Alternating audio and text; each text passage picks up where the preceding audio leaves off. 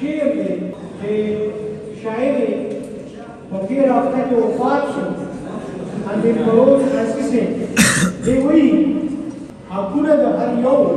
که په هر بل باندې ګران شي نشته څه اندازه چې څومره ښکلی به جهان شي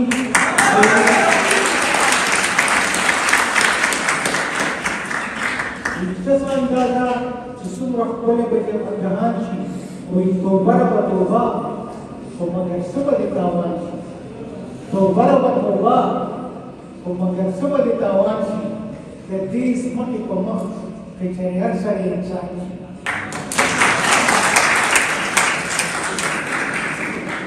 خدای پاک موږ ته لار ښودلې ده د انسانیت لارې راته ښودلې ده که موږ دغه لار خپله نه کړه موږ به غرق شو موږ به تباه شو او کوم قومونه چې نن موږ په کومو لارو روان یو د دې تقدیر تباهي ده دا واورئ که موږ چې په کومو لارو روان یو د دې تقدیر چې دی دا تباهي ده او د انسانیت تاریخ کې وګورئ خلافت عثمانیه وګورئ د انګریزانو امپراتوري وګورئ د فرانس وګورئ دا ټول انقلابونه وګورئ چې کوم راویښ شوی دی انصاف پکې راغلی دی ایمانداري پکې راغلی ده نو خدای پاک ورته خلافتونه یې ورکړي دي بادشاهۍ یې ورکړي دي او کوم خلک چې زمونږ په یاد شوی دی نه تباه کړي نن دا فیصله وکړي زما مخکې به لا بېایماني شي زما په مازده خرابېده زه به لیونی کېدم یو مشر لګم زما مخکې دا کېږي دا کېږي دا کېږي زه څه وکړم هغه ماته ویل په خپل قلم او په خپل لاس او په خپل ذهن باندې واخیسته کړه ما ورته وویل دا صحیح استعمال کړه تا خپل فرض پوره کړه تاسو سره چې کوم اختیار دی دا صحیح استعمال دی د ظالم پکې طریقه وګورئ او په اخر کې د باچاخان بابا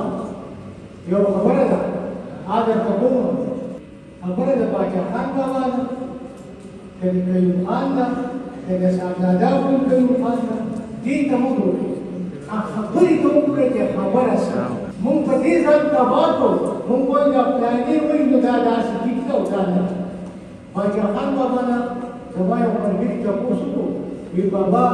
د غلام او د آزاد څه توپیر باچاخان بابا دغه وخت کې په جیل کې هغه ورته ویل لیونیه خورشید عالم ډاکټر خورشید عالم وی ته د جیل نه بارې مثال یې ورکړ خو وی چې ته رښتیا وایې نو یېرېږي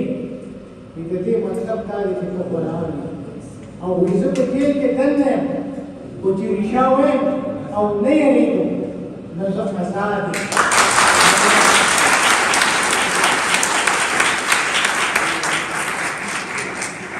رښتیا ووایې